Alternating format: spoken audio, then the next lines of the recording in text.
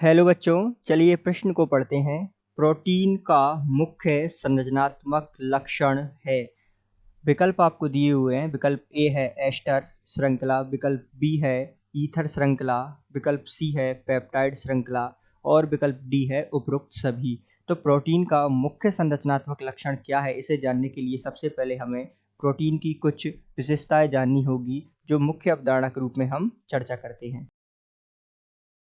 Protein जो है सामान्यतः एक बहुलक होता है और इनका एकलक होता है एमिनो अम्ल, अर्थात एमिनो अम्ल जो पेप्टाइड बंध से बंधकर बहुलक के रूप में प्रोटीन का निर्माण करते हैं।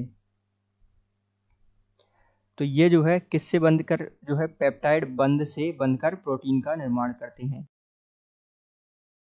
तो हम कह सकते हैं कि एमिनो अम्ल जो है पेप्टाइड बंध से बनकर एक बहुलक का निर्माण करते हैं जिसका नाम है प्रोटीन।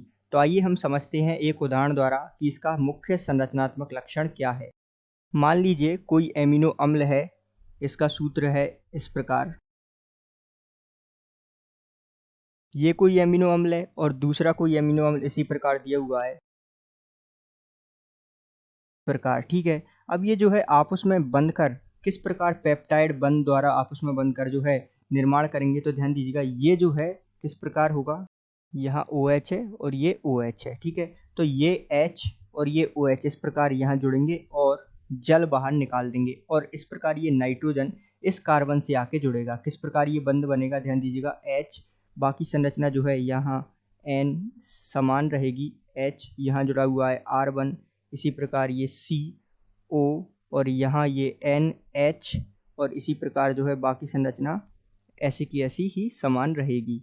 तो इस प्रकार जो है ये जो बंध बना हुआ है यही जो है पेप्टाइड बंध है। इस प्रकार हम इसे जो है प्रदर्शित करते हैं C+O NH। तो ये जो बंध है यही पेप्टाइड बंध है जो कि इन दोनों को जोड़ रहा है। तो इसका नामकरण हम यहाँ कर देते हैं कि ये कौन सा बंध है, इसका नाम है पेप्टाइड बंध। तो इस प्रकार पेप्टाइड श्रृंखला के साथ जो है बहुत सारे एमिनो अम्ल मिलकर प्रोटीन का निर्माण करते हैं। अब आइए विकल्प पर लौटते हैं। तो ध्यान दीजिएगा, प्रोटीन का मुख्य संरचनात्मक लक्षण क्या होता है, जो आपने अभी उदाहरण में समझा कि पेप्टाइड श्रृंखला जो है बहुत सारे पेप्टाइड श्रृंखला मिलकर जो है प्रोटीन का निर्माण करते हैं। अर्थात एमिनो अम्ल प्रोटीन जो है प्रोटीन का निर्माण कैसे करते हैं, ये आपस में पेप्टाइड बंध से बंधकर और बहुलक के रूप में प्रोटीन का निर्माण करते हैं। तो हम कह सकते हैं कि दिए गए प्रश्न का सही उत्तर विकल्प सी है। आशा करते हैं आपको समझ आया होगा। धन्यवाद।